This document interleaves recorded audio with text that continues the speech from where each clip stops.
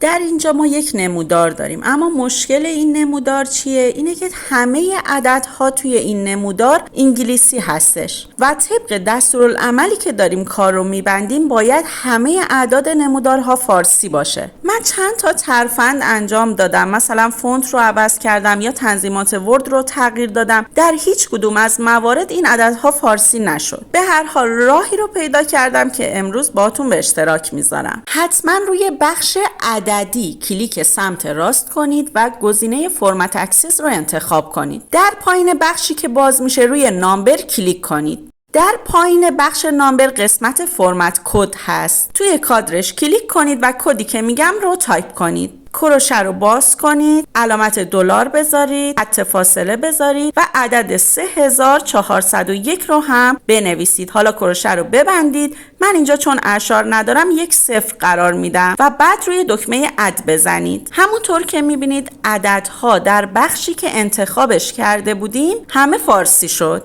دقیقاً همین کار رو برای لیبل ها هم انجام میدیم. کلیک سمت راست روی یکی از لیبل ها میکنیم، منتها اینجا فرمت دیتا لیبل رو انتخاب میکنیم. ادامه کار رو هم به همون شکلی پیش میرید که بهتون گفتم.